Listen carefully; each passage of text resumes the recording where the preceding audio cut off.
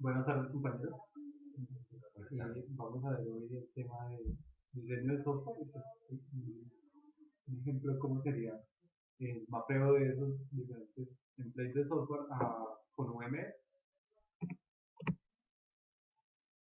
Y en este caso, pues digamos que la sesión anterior estamos viendo todo lo de PSP2, pues, que incluía el tema de calidad, que son las revisiones, básicamente, revisión de código y revisión de diseño de desarrollo, las inspecciones y las revisiones grupales. Y pues pasamos a PSP 2.1, donde lo que, digamos, que agregan al proceso son templates de diseño y unas consideraciones del diseño. Lo primero que hay que decir es que PSP no propone una metodología o no crea una metodología, tampoco se asesora o especifica una metodología puntual de cómo hacer el diseño, de cómo hacer el desarrollo. Básicamente lo que da son unos lineamientos de cosas que se deberían tener en cuenta y pues como unos principios, digamos, básicos, y pues propone unos templates que pueden llegar o no a ser utilizados. Como el tema aquí va mucho más orientado a su proceso personal y pues lograr mejorar la calidad de su proceso personal, si se encuentra de pronto una metodología de diseño o ya se tiene implementada una metodología de diseño mucho más efectiva o al menos mucho más eh, con mucho más experiencia, pues es posible utilizar esa metodología. Entonces, principios de diseño. Lo primero que dicen es que como input para el diseño nosotros tenemos un requerimiento y como, digamos, salida del diseño, pues tenemos una estructura base sobre la cual se va a construir el software. Entonces, básicamente lo primero que dicen es, el diseño es lo que conecta sus requerimientos y las necesidades que el cliente expresa en el requerimiento con la implementación o con el producto final. Entonces, digamos que esa es uno de los principios que pues, da a que ese paso fundamental que es el diseño debería hacerse con la mayor, digamos, con el mayor cuidado posible y lo más elaborado posible. Pues especifica que debería existir y pues plantea unos criterios fundamentales, un proceso de diseño. El diseño debería tener, pues digamos, como PSP su propio proceso, sus propios indicadores, o pues siendo una fase del mismo PSP, del mismo proceso personal, debería estar muy bien especificado para que no se vaya a pasar nada, pues, digamos, volviendo al tema de la importancia del diseño pues, en el desarrollo del producto. Cuando usted tiene el diseño, sea un diseño conceptual, sea un diseño detallado, pues, que básicamente los dos ponen el diseño, usted comienza a tener una visión global de qué va a ser el producto, cuáles van a ser sus características, sus principales funcionalidades, qué tan grande o pequeño va a ser, qué elementos van a estar involucrados en ese producto. Y en el diseño se debe especificar, digamos que al nivel de detalle que ya les voy a mencionar, las especificaciones tanto como en estructura como en comportamiento del producto. Entonces, estamos hablando de pronto de estructuras de datos, no sé, de interfaces, y cómo es el comportamiento de esas interfaces, que tienen de entrada, que tienen de salida, cuáles son sus reglas, y cómo es el comportamiento.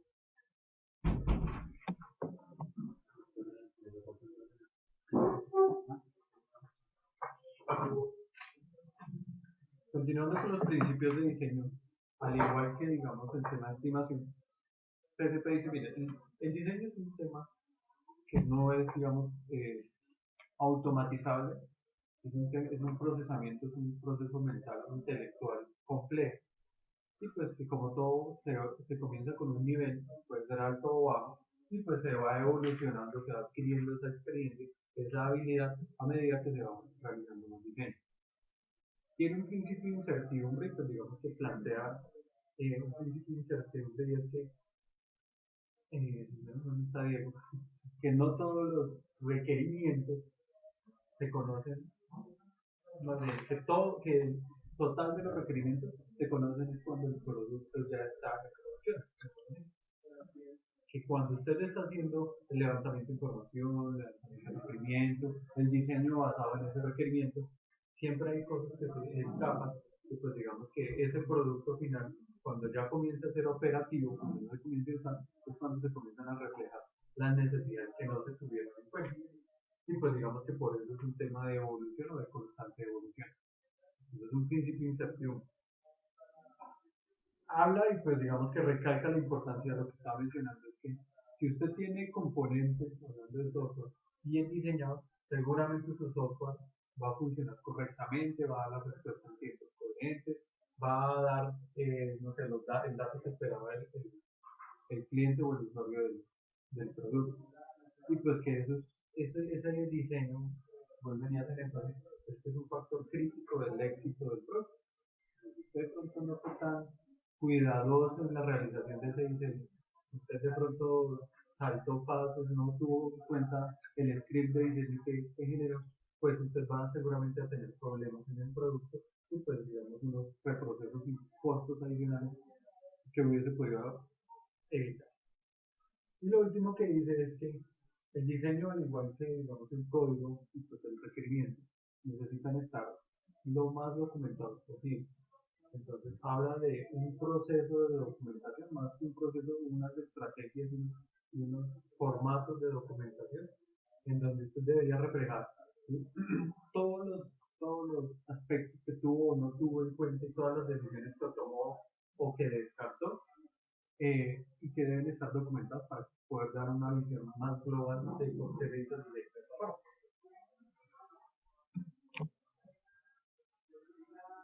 Él habla que el diseño básicamente tiene unos niveles, una estructura de especificación. Entonces, en esa estructura de especificación pues, tenemos básicamente lo que es interno en el diseño, lo que es externo en el diseño y lo que es estático y lo que es dinámico. Entonces, cuando ellos están hablando de lo que es interno y estático, estamos hablando de todo lo que tiene, le voy a hacer un símil con objetos, todo lo que tiene una clase por dentro. La declaración de los atributos, la declaración de los métodos, los comentarios, si es una interfaz, la declaración de los métodos que tengan o los puntos de interfaz, pues digamos, no sé si es un web service, pues la declaración de las operaciones, la declaración de los datos por el XSS. Esa es la parte que es interna y que es estática. No tiene ningún tipo de variación. Cuando usted lo construye queda así y no se va a modificar. Hay otra que es interna pero que es dinámica. Entonces es más como el flujo de información o los diferentes estados, que lo plantean por el lado de los estados, que va a tener ese componente internamente.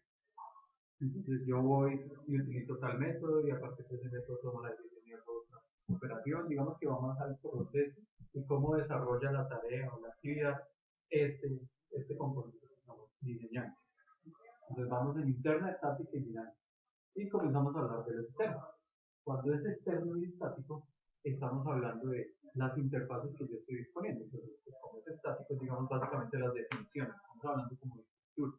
Entonces, si yo expongo interfaces, cómo son las declaraciones de las clases, cuando yo ya veo el diseño, yo desde fuera lo que veo son las clases, ¿cierto? Las clases puede ser o un diagrama texto para fuera. Estoy viendo qué interfaces tiene declaradas, qué clases están, cómo son las relaciones entre las clases, dependencias, todo ese tipo de cosas. Y cuando yo veo algo que es externo, que es dinámico, pues estoy hablando del comportamiento como tal de eso. Digamos que haciendo un símil, eso se va más como a un caso de uso. Podría hacerse el símil un caso de uso. Yo tengo el sistema de frente, yo no sé qué tiene el sistema por dentro, pero si yo le envío un impulso, él me va a volver algo. Si yo le ingreso un dato, él me va a responder de la siguiente forma. Si selecciono una opción, pues ¿qué va a hacer? Esa interacción que es externa, porque ya es mi usuario, y que es dinámica, es digamos muy similar a los casos de uso. Entonces, digamos, haciendo una recapitulación, lo que es interno y estático, pues es la clase, ¿cierto? Hablando de orientación. Lo que es interno y dinámico, pues digamos que puede ser un diagrama de secuencia, puede ser una máquina de estado, un diagrama de máquina de estado, un diagrama de actividades, sí, puede ser un diagrama de actividades. Lo que es externo y estático, pues es más un diagrama de clases, un diagrama de componentes, las relaciones de los componentes, un diagrama de despliegue, donde yo veo cómo está estructurado, no sé el comportamiento, pero veo qué partes tiene, cómo se comunican entre ellas, qué ofrece y qué responde cada una. Y por último, lo que veo que es externo y dinámico, pues va muy de la mano en los casos de uso. Puede ser un diagrama de proceso, un comportamiento, que si yo le ingreso al sistema algo que me responde, si está en cierta condición, cómo se debería comportar. Una estrategia de diseño. Entonces, lo primero que dice es que el diseño no puede ser automatizado. Yo no le puedo pasar a un software, o a un programa o a alguna caja negra un input de requerimientos y me devuelve un output de diseño detallado y simplificado. Como les comentaba, es un proceso de aprendizaje.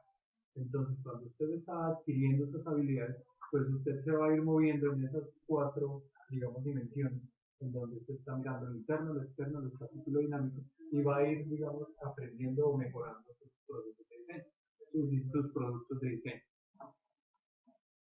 Es un, digamos que dentro de la estrategia de diseño que va muy a cómo es el proceso de diseño, como las asesorías o como los tips que da CSP para el proceso de diseño. Primero inicio con un diseño de alto nivel, pues digamos que dentro del proceso lo plantea. Entonces inicia con su diseño de alto nivel, que pues como que sería un diseño conceptual, y cuando finalice ese diseño de alto nivel, sí comience a hacer el diseño detallado. Entonces primero termina el diseño de alto nivel, registre supuestos, pendientes, preguntas, problemas, y ahí se intente, después de haber resuelto lo que requiere para continuar, ahí se intente comenzar a generar el diseño detallado.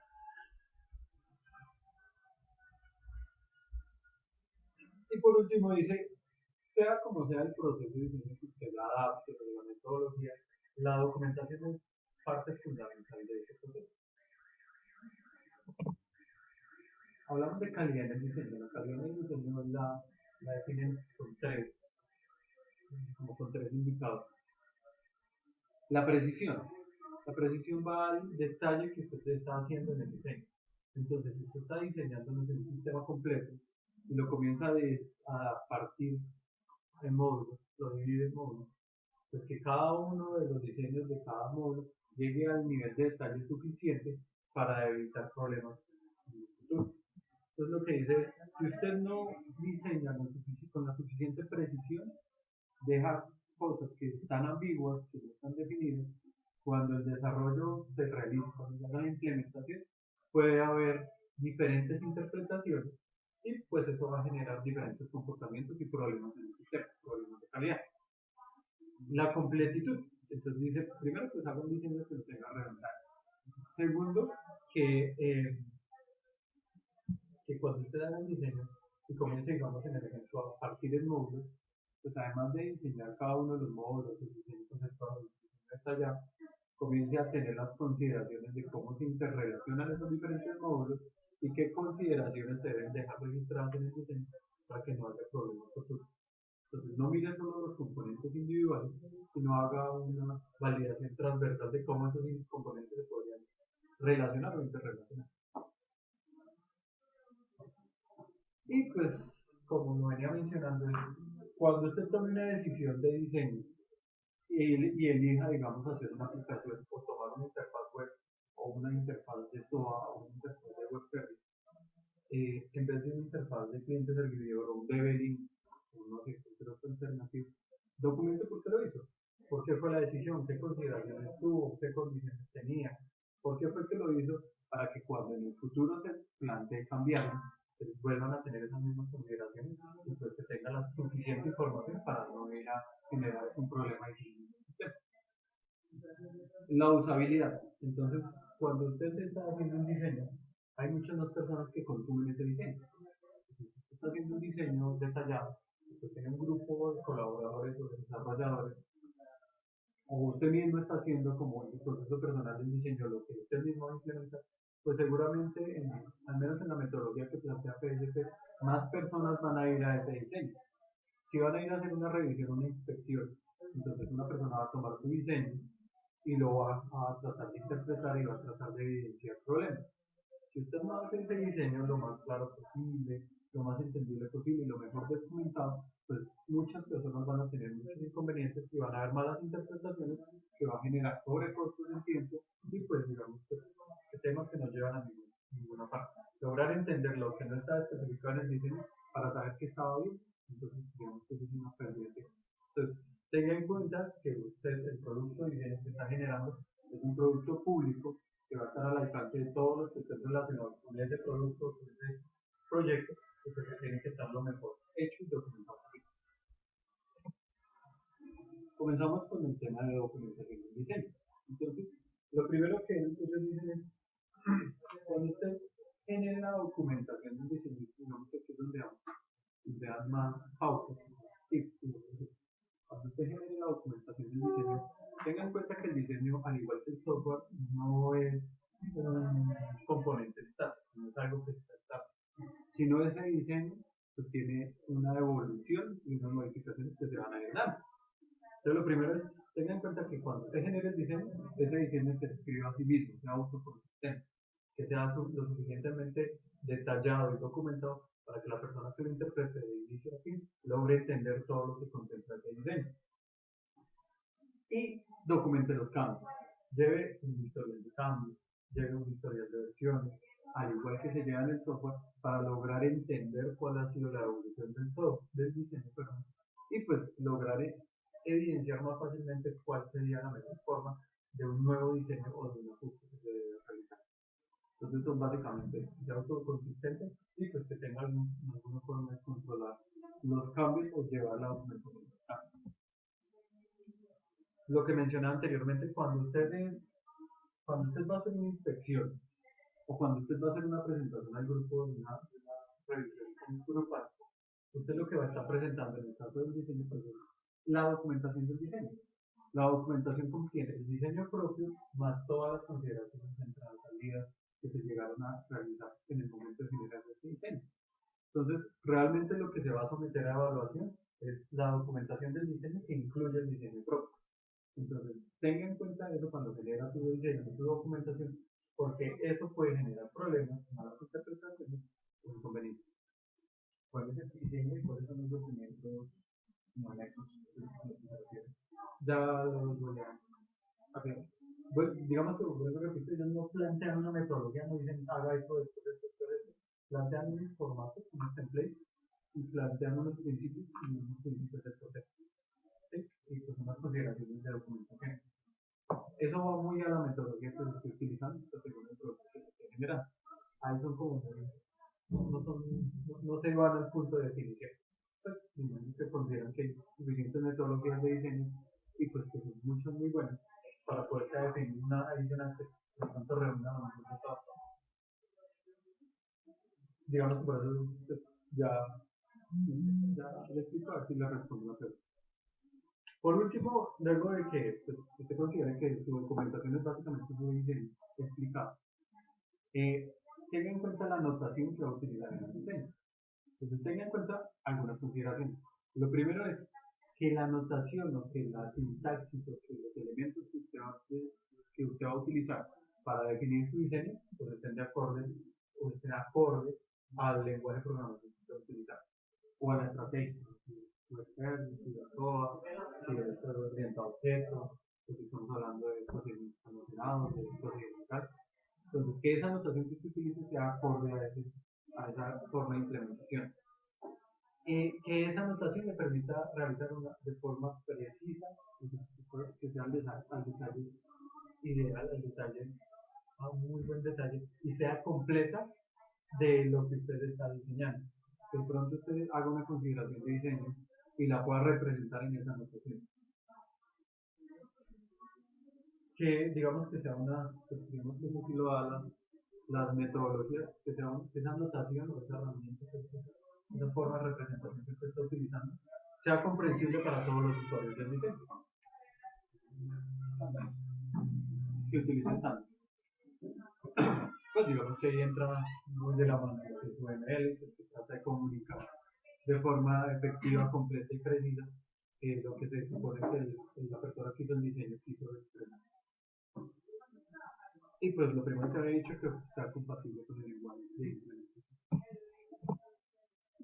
Comenzamos a hablar con las plantillas de diseño. Básicamente ellos definen 4 plantillas de diseño.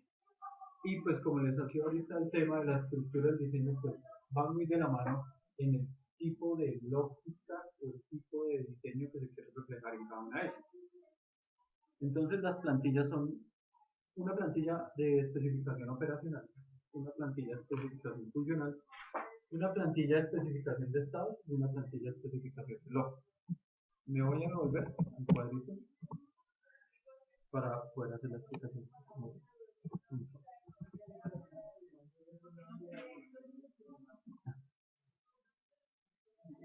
Esta es la plantilla, el template que ellos proponen, digamos como un input para que usted lo personalice, de plantilla de operación, operacional. Entonces la plantilla operacional es el comportamiento que es externo y dinámico. Entonces, como es un comportamiento externo y dinámico, pues es muy similar a un caso de uso. Tiene pues un escenario, un usuario, el objetivo de escenario, una fuente y unos pasos y acciones.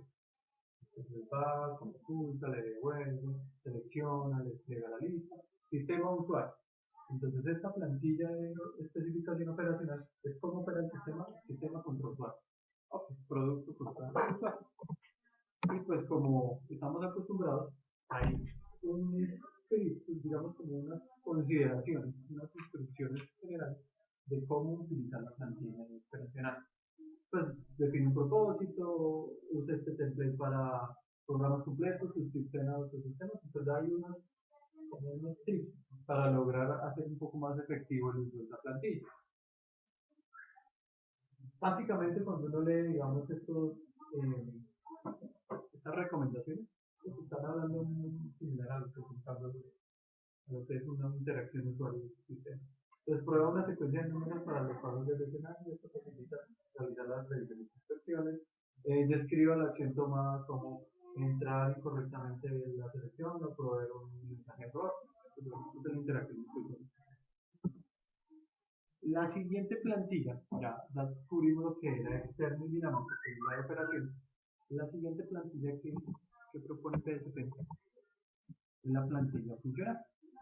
Cuando estamos hablando de la plantilla funcional, estamos hablando de lo que es externo, pero lo que es estático.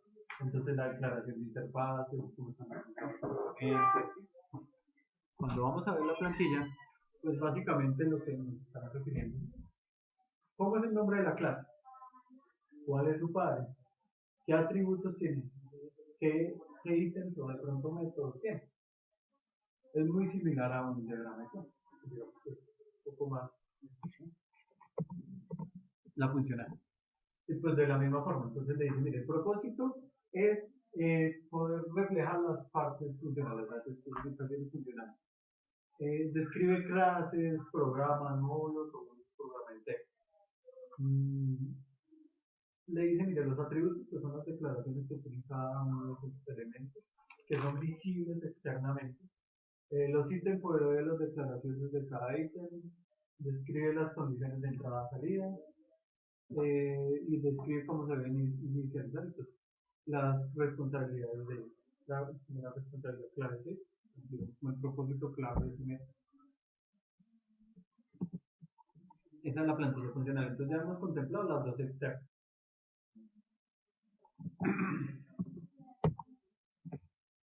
La de estados. Esta de estados es, digamos, que es interesante. La de estados estamos hablando de un tema que es interno y es dinámico. Es básicamente cómo funciona al interior, cómo deseamos, porque estamos en diseño, no estamos codificando. Cómo yo deseo que funcione un componente, una clase, un programa en su interior. Entonces básicamente le dices, mire, ¿cuál es y pues esto es muy pensado en una máquina de estado. ¿Cuál es el estado inicial en el que arranca el programa? Entonces no se arranca pendiente. ¿Qué debe suceder para que pase al siguiente estado? Entonces debe haber una entrada, debe haber seleccionado una acción, debe haber entrado una señal, no sé. ¿Cuál es el impulso? ¿Cuál es el siguiente estado y qué condiciones deben cambiar para el siguiente estado? ¿En qué condiciones llega el siguiente estado? Entonces digamos que de esa forma se va describiendo la dinámica interna del proceso. Entonces ingrese la identificación, está en estado pendiente, vaya y valide si tiene pagos, bueno, etcétera, etcétera. Entonces esas son las condiciones de entrada. ¿Qué condiciones es la necesaria para que pase al estado suspendido de servicios? Entonces que no haya pagado, que no haya etcétera, etcétera, y déjelo en estado suspendido y notifique que está suspendido. ¿Cómo se debe comportar internamente ese componente clase? Solo se puede manejar para cambios de estado. O sea, o se puede utilizar, digamos, para cambio de información. O sea, la plantilla está enfocada, cambios de información, pero la plantilla está enfocada es en cómo al interior esa lógica tiene un estado y va a ir cambiando de un estado a otro. Habla de esta, puntualmente esta plantilla. Hay otra plantilla que es de lógica, y si quieres ya la miramos antes de responder. Pero esta puntualmente me dice el estado de entrada, los parámetros de entrada y salida, cuáles son los siguientes estados, de condiciones y qué acción tomar. el cambio de información se llama que parece un recuerdo. Y se identifica qué datos deben ingresar al sistema. Igual, esto es un tema que de alguna forma se le propone que vaya a ese nivel de detalle, porque aquí hay diferentes niveles de detalle. A usted le dicen, vaya y actualice el estado, y en un caso de eso es un ir y volver, consulte el estado. Pero puede ser que en este que ya es interno, usted le haya grifado seleccione, vaya, verifique, no sé qué, y ahí sí entrega el resultado. Entonces, digamos que por eso se denominan diferentes niveles de mismo tema. Lo mismo hay digamos, unas instrucciones para cómo usar esta plantilla. Pues, digamos, esto pretende describir el estado y sus transiciones. Es soportado por una máquina de estado. Y digamos que también está muy enfocado a que, como está la documentación, provee herramientas que para quien hace la inspección o la revisión, pues pueda hacer una verificación un poco más fácil. Si usted tiene definida de pronto una máquina de estado, pues hacer el control de esa máquina de estado es mucho más sencillo que ir a seguir un código, un flujo de datos. Entonces también va muy enfocado el tema de documentación. Por último, pues tenemos la plantilla que es de lógica, de especificación lógica. Y pues esta es bien, tiene unas referencias del diseño que tiene los parámetros. Esta de lógica, digamos que puede contemplar cómo va a ser el flujo informacional interior. Esta es interna, cómo va a ser el flujo informacional interior. O puede contemplar cómo es la estructura al interior de la clase, objeto, módulo, componente que se hablando. Si miramos las instrucciones, pues dice, el propósito es contener un pseudocódigo, es contener un pseudocódigo para un programa complemento del sistema. Aquí digamos que cuando se estaba haciendo la capacitación, lo que nos pedían básicamente era hacer un pseudocódigo, lo que iba a escribir en el código también. Entonces, consulte, valide la variable, un pseudocódigo que pues digamos que de alguna forma sea traducible a un código, pero que las decisiones internas del código, la lógica, la estructura, cómo atacar el problema, estuviese ya definida desde el diseño y no fuese una decisión en el momento de la implementación. Entonces digamos que si uno comienza a mapear las cosas, ellos comienzan a decir, usted se debe demorar más tiempo en diseño que en codificación. Aquí está la respuesta, porque usted casi que está, o más bien, ellos le dicen, para que usted tenga una buena calidad, para que usted comience a avanzar en la calidad de sus productos, usted desde el diseño debe estar pensando en qué decisiones va a tomar en el código y cómo va a resolver un problema. Esto es básicamente lo que está planteando. Entonces, pues básicamente le da un código, declare si necesita variables, haga comparaciones, haga las preguntas y pues haga los ciclos que requieran para que usted tenga la lógica reflejada en este template. Aunque el template no se ve mucho, no, es el objetivo de este template. Digamos que sería el último, que es el estático interno de las consideraciones de los diferentes niveles de diseño que propone PSP con diferentes templates. También están muy orientados al tema de verificación, pues, que la documentación sea lo suficientemente completa para poder hacer una verificación más rápida, más sencilla y más precisa, más eficiente. Hasta ahí va el tema de diseño. Él también propone, dice, usted debe tener unos métodos de verificación de ese diseño. Pues además de hacer una revisión de personal, y hace su revisión de diseño personal con su checklist de revisión de diseño, utilice o le recomiendo utilizar los siguientes 4 tipos de verificación. Entonces le dice, utilice tablas de ejecución.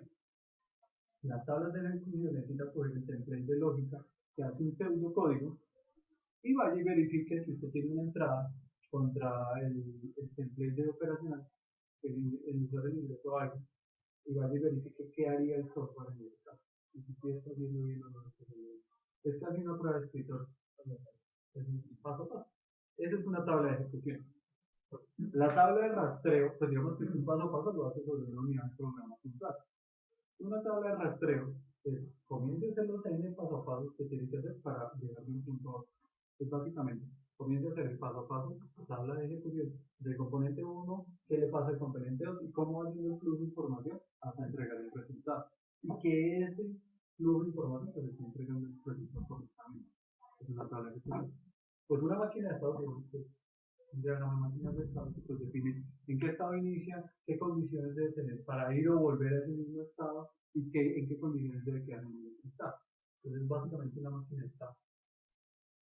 Y la verificación de ciclos, pues es como un paso a paso, pero en donde se enfoca a la lógica que debe tener un ciclo, un bucle, un for, un while o lo que sea, que tenga un loop.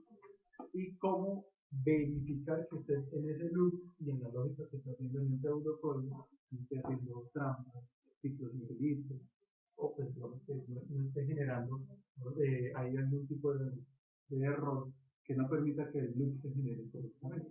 De pronto la condición está saliendo línea, está saliendo antes o después, o está entrando antes o después. Esos que son como los métodos de verificación que han hecho. Entonces es una prueba de escritorio, una tabla de ejecución, muchas pruebas de escritorio sobre un proceso, que es la tabla de rastreo, la máquina de estados, pues para los estados y pues, el template de distintos de estados, y una verificación de ciclos que se realiza. Esto, digamos que el objetivo es que lo realice cuando esté haciendo el diseño y pues también sea limpio para cuando esté haciendo la verificación. Por el parte del tema de diseño y de las recomendaciones que tenemos templates que propone PSP, no habrán otras dos de no sé si haya alguna duda, pregunta sobre esto.